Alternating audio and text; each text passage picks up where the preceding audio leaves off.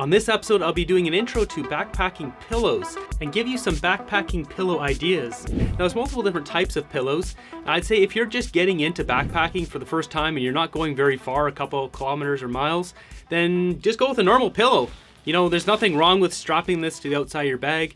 I wouldn't take this deep into the backcountry, but you know, a pillow is one of the most essential things to get a good night's sleep. So really, you know, you don't want to take the heaviest pillow, and maybe not one with some gross blood stains on it, but you know, don't be afraid to bring a pillow. Now, if you're going further into the backcountry and you want to get a little more serious about it and you want to go something much lighter, I've got some different options here, multiple different things I've tested over the years. So first off is a typical blow-up pillow. This is the Trekology pillow, and I should say all this stuff will be linked up down below.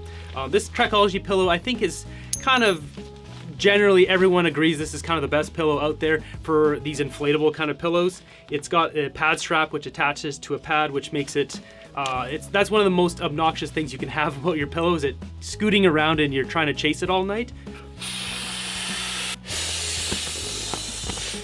This pillow only takes a few breaths to blow up. It attaches to your pad and it's pretty comfortable. Now in general though, I find these inflatable pillows, I don't get the best sleep on these. A quick little tip on this though, what you can do is take your valve and open it just a slight bit, and then you have it kind of a little bit deflated.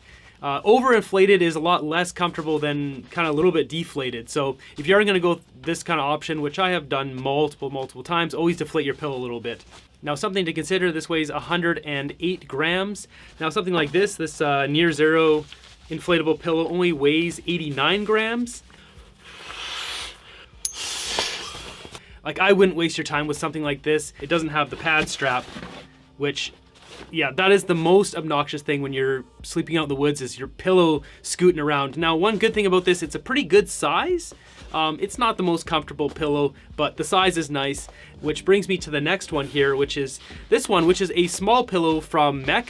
MEC or MEC is kind of like Canada's version of REI in the States. And this is just a small pillow. It has a loop on it so you can attach it with a carabiner to the outside of your bag if you want. And it's just that, it's a small pillow. Now I find this really isn't all that comfortable. It just, I don't know, there's something about a pillow being too small, and this is just at the size where it's just, wish it was just like another inch all the way around. I find though, if I can stay sleeping on this, it's more comfortable than the inflated ones. I haven't used this in a while now. If I were to bring this back out, I would sew a pad strap onto this thing, and that would probably be a pretty good option. And just for the weight, if you're curious of this thing, this is 137 grams, so this weighs more than those other two. Now the other option, the one I prefer, is to use a dry bag and stuff your clothes in it and then use that as a pillow. Now there's a few things you need to customize, otherwise you're ending up with the same problems as the other ones before. I got this pack here from Amazon. It gave me like, I don't know, 6 dry bags. So there's kind of different sizes here based on what you like. But the biggest one, this black one here, is 6 liters, I believe. This is basically just a dry bag. Now, it's a dry bag in quotes, because like, you wouldn't want to trust your electronics to this. It's just seam taped. But a true dry bag is made of like a rubberized material you can put in the ocean. This is kind of like water repelling.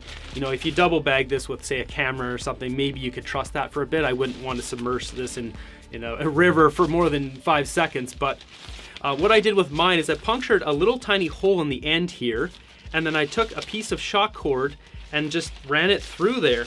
Now, something to note, this shock cord is, what you do is go to the dollar store. You can buy this on Amazon and all that kind of stuff, and I'll link it down below for those of you who just want a simpler option. But for a cheaper option, you can go to the dollar store and go to the women's section with the hair braids and the hair scrunchies and that kind of stuff, and all that stuff's made out of shock cord. And I found this one, it had, I think, 8 or 10 pieces of shock cord. They're all just tied up into a bundle, and they're all just single strands. So you can just tie this together, and that's what I've done here. I've got these 2 kind of black and white ones with the punctured hole, and now I have my pad strap, because this is the main problem with all the other ones except for the Trekology one, but the Trekology one isn't that comfortable. So what we're gonna do is just take our jacket and some other clothes here. So let me show you how to do this, because there's 2 options. You just take your jacket and you stuff it in there. You can do this, like if you're really tired, sure, why not? But you can see right there, it's lumpy. And when you sleep on it, you feel the ridges and the creases and like the sewing spots, maybe a zipper. No one likes to sleep on a lumpy pillow. You wanna fold it in half, but you wanna pull it back a bit and have the zipper folded into the center. Then we're gonna take the arms and fold that over top of the zipper, covering the zipper. And I should note there's other zippers here too, so I kind of want to cover up all of those. And then you can fold it in half this way. So now you've got something that's actually nice to sleep on right there. Now we've carefully put this into our dry bag. As you do one corner of the jacket and then the other corner, you want to maintain that nice flat spot. Now what you can do is also just leave this in your dry bag like this, store it like this in your bag, and if you need your jacket, you pull it out. But if you don't need it, then you can just leave it in here.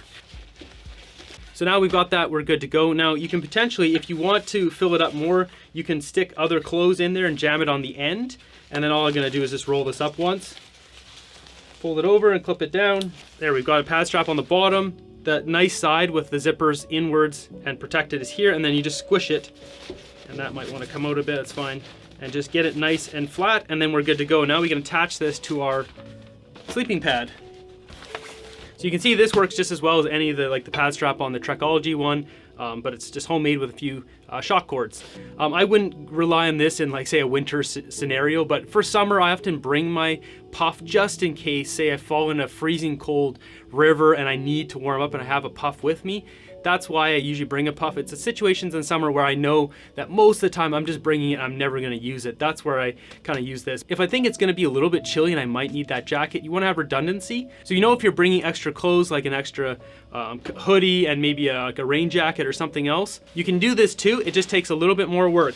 So what we're gonna do is say fold this up, and the key is to do nice folds. You want it nice. Get everything, you don't want things lumpy. That's the main problem. So we get this nice, right? And then we can just tuck this in here.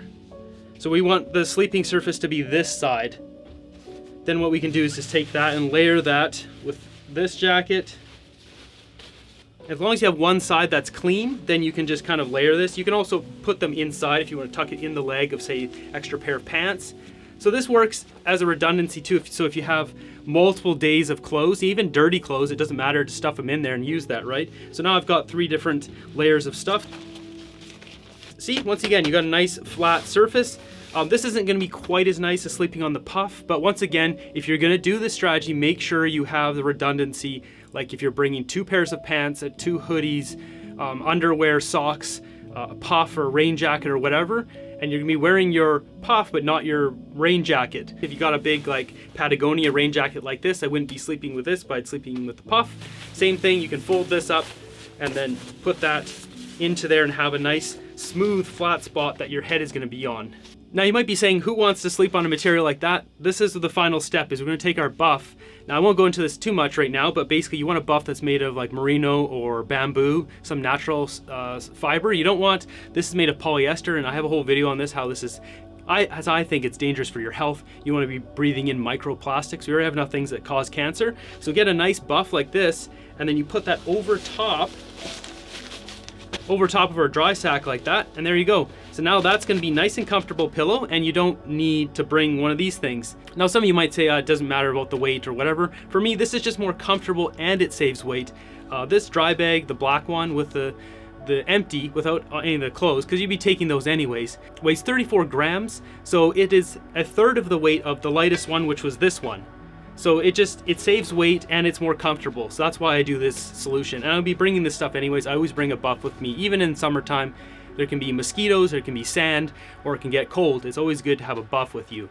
It works great on a pillow. And depending on what size of pillow you like, I like this pack I got from Amazon. Once again, these are not great dry bags. They're just good for organizing. I like these for using for bear bags and food bags, that kind of stuff, as well as just organizing my gear in my bag. So there's different sizes here. I use the biggest one, but you could use a smaller one, like this blue one would make a smaller pillow if that's what you like, or if you're a much smaller person. So there's a lot of different solutions here, and I'm already bringing these because I'm organizing my gear. Hope you guys got some good value from this. Be sure to subscribe, and I'll see you in the next episode.